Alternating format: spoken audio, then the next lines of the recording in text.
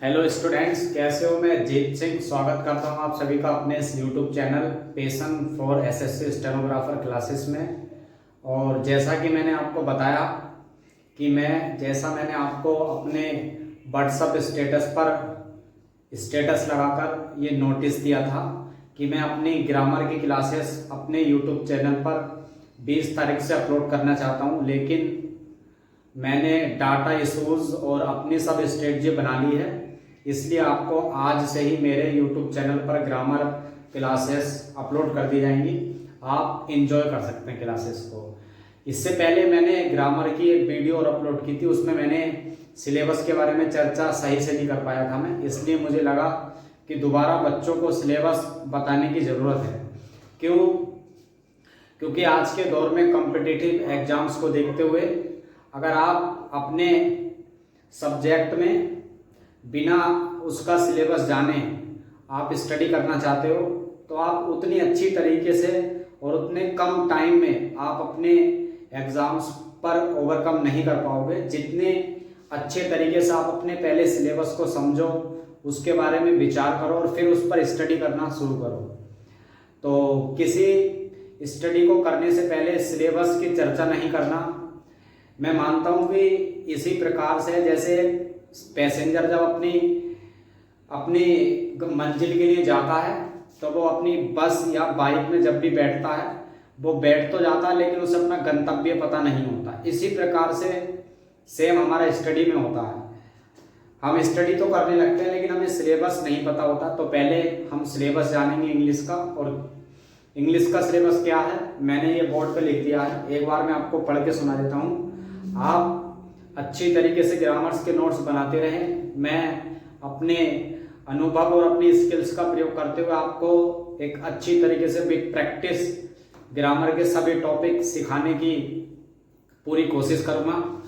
तो मैं एक बार पढ़ देता हूँ क्या क्या हमारे टॉपिक्स हैं जो हमें अपनी इस क्लासेस में पढ़ने हैं ग्रामर की। पहला सेंटेंस, दूसरा हमारा नरेशन, तीसरा टेंस, चौथा वॉइस, पांचवा क्वेश्चन टैग, छठा एडजेक्टिव, सातवां एडवर्ब, आठवां नाउन और नौवां प्रोनाउन, 10वां case of inversion, 11 preposition, 12 modals, 13 conjunction, 14 conditional sentence और 15 पे आर्टिकल। ये सभी 15 के 15 टॉपिक्स मैं विद इन 7 या फिर 8 मंथ्स अपने यूट्यूब चैनल पर लगातार आपको वीडियोस अवेलेबल कराता रहूँगा। ऐसे स्टूडेंट्स जो हमारे साथ इन क्लासेस को पढ़कर प्रैक्टिस करना चाहते हैं वो इसके नीचे डिस्क्रिप्शन में कमेंट में अपना नंबर टाइप करें। मैं वहाँ से आपको अपने व्हाट्सएप ग्रुप जो हमारा स्टेनो बाय जस्सी सिंह के नाम से बना हुआ है उसमें आपको ऐड कर दूंगा और हम अच्छी तरीके से अपनी ग्रामर की प्रैक्टिस कर लेंगे। तो मैं ये सब मिटा देता हूँ।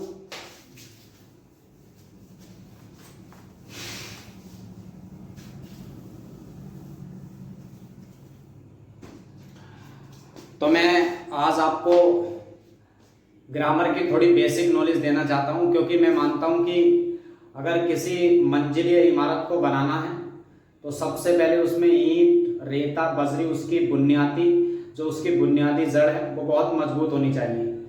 और मैं इसी चीज़ में बहुत विश्वास करता हूं। अगर आपको किसी भी सब्जेक्ट की या किसी भी चीज़ की नॉलेज अच्छी तरीके से चाहिए तो पहले आपको उसका बेसिक पता होना चाहिए, तभी आप उसमें एक अच्छी तरीके से दक्ष और कुशल हो पाएंगे। तो मैं आपको आज बेसिक नॉलेज दे देता हूं।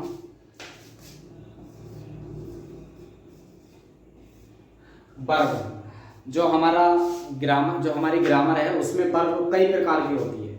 वर्ब हमारी कई प्रकार से टूटती है। रेगुलर वर्ब होती है, इर्रेगुलर वर्ब होती है, लिंकिंग वर्ब भी होती है और नॉन लिंकिंग वर्ब भी होती है। और हमारी वीक वर्ब भी होती है, वेरी वीक वर्ब भी होती है, स्ट्रॉन्ग वर्ब भी होती है और फाइनाइट वर्ब भी होती है, नॉन फाइनाइट वर्ब भी होती है। तो मैं आज आपको अपनी जो बेसिक हमारी वर्ब होती है उनके बारे में बताने के लिए यहाँ मौजूद हूँ इस वीडियोस में। और कल से जो हमने यहाँ टॉपिक्स लिखे थे सेंटेंस, वहीं से हमारी स्टडी कंटिन्यू शुरू कर दी जाएगी। जो हमारी क्लासेस हैं वो आप तक एक बहुत सरल और एक सिंपल लैंग्वेज में पहुँचाई जाएगी। तो वर्ब जिसमें हम बेसिक पढ़ेंगे आज, वर्ब हमारी दो प्रकार की होती है। एक होती है हमारी हेल्पिंग वर्ब और एक होती है हमारी मेन वर्ब। मेन वर्ब एक होती है हमारी हेल्पिंग वर्ब, एक होती है हमारी मेन वर्ब। आप सभी जानते होंगे हेल्पिंग वर्ब क्या होती है, मेन वर्ब क्या होती है, लेकिन मैं बताना चाहता हूँ जो हमारी मेन वर्ब होती है वो क्या होती है। सबसे पहले हमें ये समझना है। तो जब हमारे सेंटेंस में सब्जेक्ट जो भी काम संभालेगा, मतलब सब्जेक्ट जो भी काम करेगा, वो हमारी मेन वर्ब होती है डायरेक्ट। जैसे राम ने पतंग उड़ाई, तो सब्जेक्ट ने क्या काम किया, उड़ाने का। तो इसमें जो उड़ाना है ये हमारी मेन वर्ब है, इसके लिए हम फ्लाई लगाएंगे। और मैं आपसे पूछूं कि हेल्पिंग वर्ब क्या होती है, तो हेल्पिंग वर्ब हमेशा मेन वर्ब से पहले आती है और सब्जेक्ट के बाद आती है, वो हमारी हेल्पिंग वर्ब होती है। कुछ हमारी जो हेल्पिंग वर्ब होती है ग्रामर में अपने अंदर मेन वर्ब के अंदर छुप जाती हैं, आज हम उनकी चर्चा करेंगे।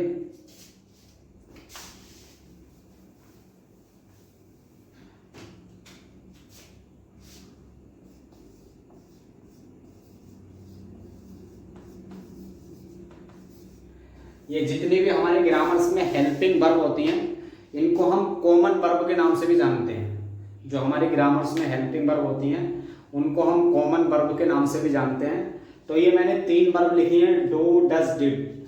ये आपको कहीं ना कहीं जो मैं अब समझाने वाला हूँ ग्रामर के अंदर जरूर आपको कहीं ना कहीं बेनिफिट पहुंचाएगा और जरूर आपको कहीं ना कहीं नंबर दिलवाएगा। तो ये जो हमारी 3 वर्ब होती हैं डू, डज, डिड, इन्हें हम कॉमन वर्ब बोलते हैं। और ये कभी कभार हमारे सेंटेंस में जो मेन वर्ब होती है उसके अंदर छुप जाती हैं, और हमें जब हम एक्टिव से पैसिव बनाते हैं या फिर डायरेक्ट से इनडायरेक्ट बनाते हैं तब हमें वहाँ बहुत दिक्कत होती है। तो मैं ऐसी दिक्कत को एक लंबे समय तक के लिए नहीं रखना चाहता, इससे पहले मैं बेसिक सिखा देना चाहता हूँ। तो डू, डज, डिड कभी कभी मेन वर्ब के अंदर छुप जाती हैं। वो कैसे छुपती हैं, यहाँ देखिए आप, मैं 4 एग्जाम्पल लिखा हूँ, आप 2 मिनट बोर्ड पे कंसंट्रेट करो, सब सीख जाओगे। First,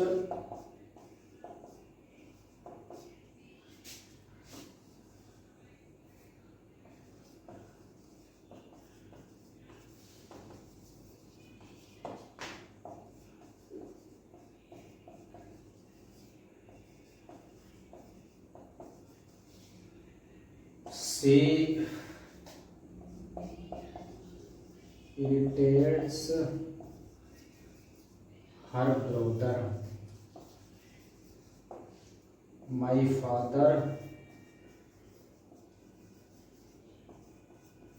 scolds me।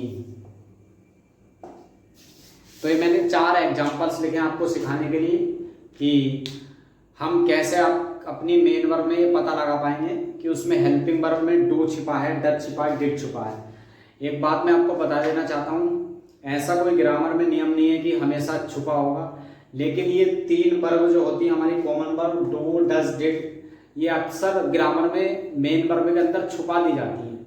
तो कब छुपी होती हैं ये हमें सीखना, और हम कैसे पता लगाएंगे कि इसमें डू छुपा है, डिड छिपा है या डज छिपा है, इसके लिए हमारी क्लास रहेगी आज की।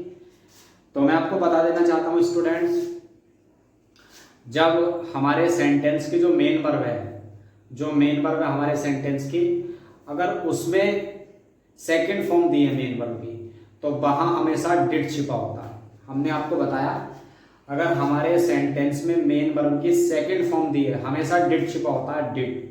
ठीक, एक बात। दूसरी बात, जब हमारे सेंटेंस में मेन वर्ब की सेकंड फॉर्म होती है तो डिड छिपा होता है। और दूसरी बात ये, जब हमारे सेंटेंस में मेन वर्ब की सिर्फ और सिर्फ फर्स्ट फॉर्म दी होती है तब वहाँ हमेशा डू छिपा होता है। और तीसरी बात, जब हमारे सेंटेंस में मेन वर्ब की जो फर्स्ट फॉर्म होती है अगर उसमें एस या ईएस लगा दिया जाए तब हमेशा उसमें डज छिपा होता है। तो 3 बातें हमने आपको बताई, आसानी से आप पहचान कर लोगे इसकी। जब हमारे सेंटेंस में मेन वर्ब की फर्स्ट फॉर्म में एस या ईएस लगा होता है तब वहाँ डज छिपा होता है।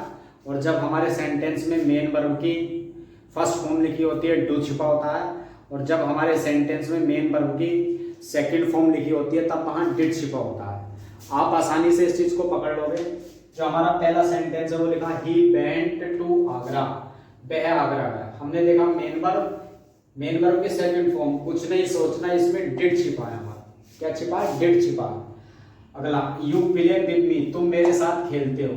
मेन वर्ब की फर्स्ट फॉर्म है, डू छिपा है। अगला, शी इरिटेट्स हर ब्रदर, वह अपने भाई को चिढ़ाती है। मेन वर्ब की फर्स्ट फॉर्म में एस या एस है, डज छिपा हुआ है इसमें। माई फादर स्कोल्ड्स मी, मेरे पिताजी मुझे डांटते हैं, तो स्कोल्ड्स में एस है, डज छिपा हुआ है। तो स्टूडेंट्स, उम्मीद करता हूं आप सभी समझ गए होंगे कि कब डू छिपा होता है, कब डज छिपा होता है, कब डिड छिपा होता है। मैं 10 एग्जांपल्स बोर्ड पर सजा रहा हूं, आप सभी अपने आंसर लगाना वीडियो को पॉज करके।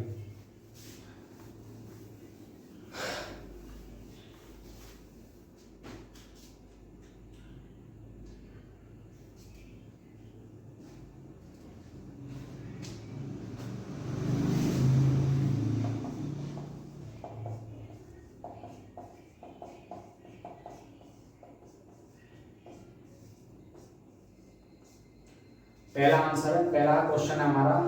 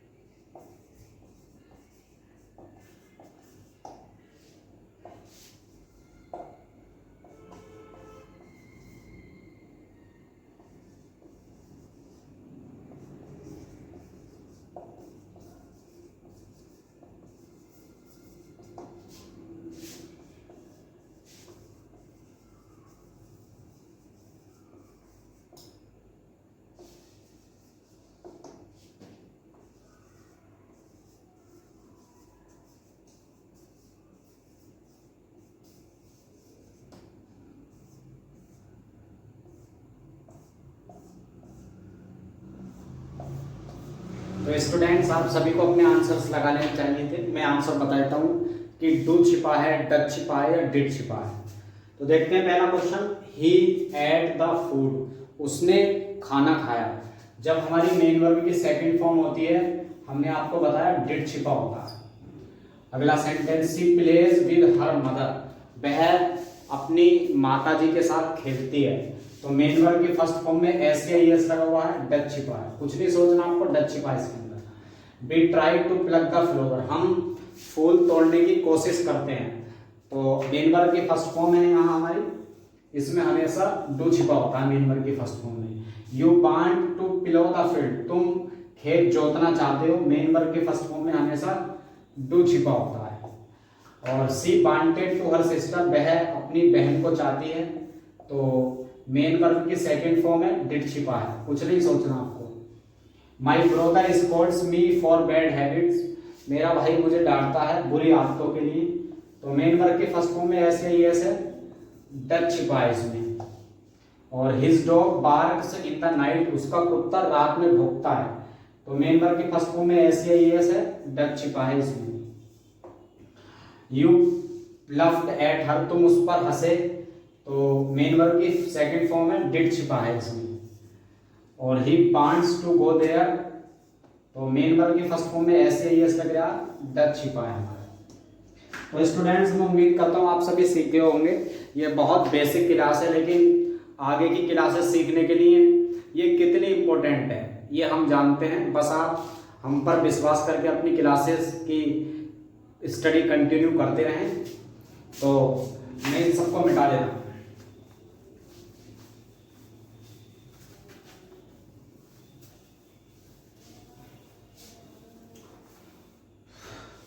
मैं एक बार आपको और बताना चाहता हूँ, डू डज डिड हमारी मेन वर्ब के अंदर छुपा दी जाती हैं। उसकी हम पहचान कैसे करते हैं, हमने आपको बताया जब हमारे सेंटेंस में मेन वर्ब की फर्स्ट फॉर्म दी है हमेशा डू छिपा होता है उसमें, और जब हमारे सेंटेंस में मेन वर्ब की सेकंड फॉर्म दी है डिड छिपा होता है, और जब हमारे सेंटेंस में मेन वर्ब की फर्स्ट फॉर्म में आपको एस या एस लगा हुआ मिले हमेशा वहाँ डज छिपा हुआ होता है। एक कंसेप्ट तो हमने ये सीखा बेसिक में, एक कंसेप्ट और सीखते हैं।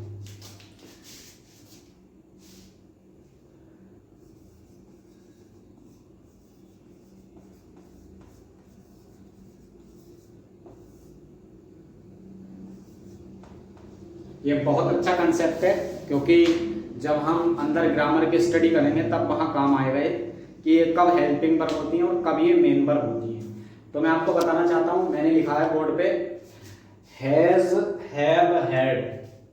हैज हैव हैड कब हेल्पिंग वर्ब होती हैं और कब मेन वर्ब होती हैं। जब आपको अपने सेंटेंस में हैज हैव हैड के बाद कोई नाउन दिया जाए या फिर कोई व्यक्ति या वस्तु दी जाए, ये सब नाउन होते हैं, तब ये हमारे सेंटेंस में हमेशा मेन वर्ब का काम करती हैं। और उस समय इनकी हिंदी होती है अपने पास कोई चीज़ रखना। और एक दूसरी बात, जब हमारे सेंटेंस में हैज़ हैव हैड के बाद मेन वर्ब की थर्ड फॉर्म दी जाएगी तब ये हमेशा हेल्पिंग वर्ब होती है। तो जो हमारा दूसरा कंसेप्ट है वो हमने आपको बता दिया, हैज़ हैव हैड कब हमारे सेंटेंस में मेन वर्ब होती है और कब हमारे सेंटेंस में हेल्पिंग वर्ब होती है। जब हैज हैव हैड के बाद मेन वर्ब की थर्ड फॉर्म दी जाए आपको हमेशा हेल्पिंग वर्ब होती है वहाँ पर ही। और जब आपको आपके सेंटेंस में हैज हैव हैड के बाद कोई नाउन या कोई व्यक्ति वस्तु कुछ मिले, सब नाउन होते हैं, तब ये हमेशा मेन वर्ब होती है और वहाँ पर इनकी हिंदी होती है अपने पास कोई चीज़ रखना। मैं 10 एग्जाम्पल्स ब्लैक बोर्ड पर लिख रहा हूँ आपको प्रैक्टिस के लिए। कंसेप्ट बहुत सिंपल है हमारा, आपको बताना है इसमें कौन सी helping verb has have had है या फिर कौन सी मेन वर्ब है हैज हैव हैड। दूसरा, तीसरा,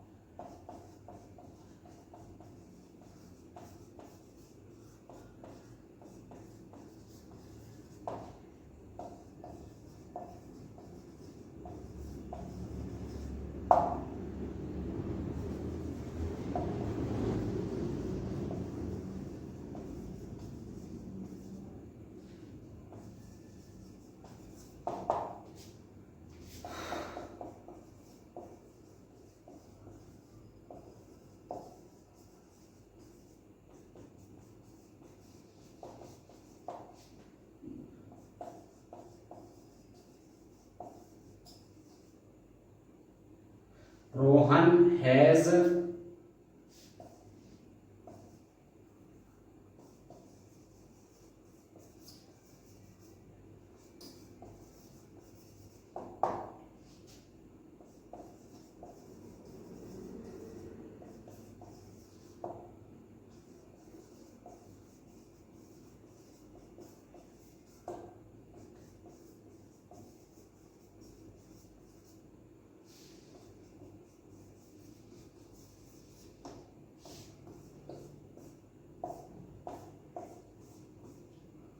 तो आपको अपने आंसर लगा लेने चाहिए थे। कंसेप्ट हमने ये बताया, जब हमारे सेंटेंस में मेन वर्ब इन तीनों वर्ब के बाद हैज हैव हैड के बाद आपको मेन वर्ब की थर्ड फॉर्म मिले ये हमेशा हेल्पिंग वर्ब होते हैं। और जब आपको आपके सेंटेंस में हैज़ हैव हैड के बाद कोई नाउन मिलेगा, ये हमेशा वहाँ पर मेन वर्ब का काम करते हैं और इनका मतलब होता है वहाँ पर रखना, अपने पास उनके पास कोई चीज़ है। तो आपको अपने आंसर लगाने चाहिए थे। मैं आंसर बता देता हूँ एक बार। ही हैज़ अ बाइक, उसके पास एक बाइक है। तो ये नाउन है हमारा, तो ये हमारी हेल्पिंग वर्ब नहीं हो गई, ये कौन सी हो गई हमारी मेन वर्ब। मेन वर्ब है यहाँ पे हैज, और इसका मतलब है रखना अपने पास। He has gone from here, वह यहाँ से जा चुका है। जब आपको मेन हैज है के बाद थर्ड फॉर्म मिले, ये होती है हमारी हेल्पिंग वर्ब। ये यहाँ पे हेल्पिंग वर्ब है। और you have plucked the flower, तुम फूल तोड़ चुके हो। मेन वर्ब की थर्ड फॉर्म मिले आपको, ये कौन सी हमारी हेल्पिंग वर्ब है यहाँ पर ये। और सी हैज गॉन मेन वर्ब की थर्ड फॉर्म हेल्पिंग वर्ब। और his brother has a ring, noun मिले आपको main verb. My brother my mother has a phone, मेरी माता जी के पास एक मोबाइल है। हैज हैव हैड के बाद मेन वर्ब की थर्ड फॉर्म मिले हेल्पिंग वर्ब, और नहीं तो नाउन मिले, ये हो गई हमारी main verb. Rohan has come from Delhi, main verb की थर्ड फॉर्म हमेशा हेल्पिंग वर्ब, नाउन हमेशा main verb. She had a pen, उसके पास एक पेन था, तो नाउन है, कुछ नहीं सोचना आपको, मेन वर्ब बतानी है यहाँ पर। यू हैव अ मार्कर, तुम्हारे पास एक मार्कर है। हैज हैव हैड के बाद नाउन मिले, सीधी हमारी मेन वर्ब होती है।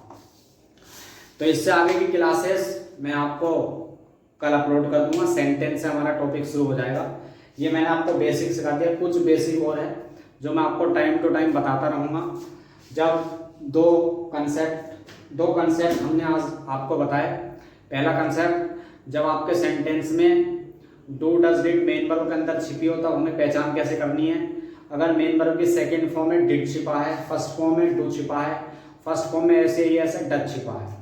और हैज हैव हैड कब हेल्पिंग वर्ब और कब मेन वर्ब होते हैं, जब हैज हैव हैड के बाद मेन वर्ब की थर्ड फॉर्म दी हो मेन, ये हमेशा हेल्पिंग वर्ब होते हैं। और जब हैज हैव हैड के बाद नाउन दिया हो कोई, या कोई व्यक्ति वस्तु, ये सब नाउन होते हैं, तब ये हमेशा मेन वर्ब का काम करती है। और वहां पर इनकी होती है अपने पास रखना। तो students, class is over, it's totally all over the information of English grammar topics. Let's we see you in the next videos.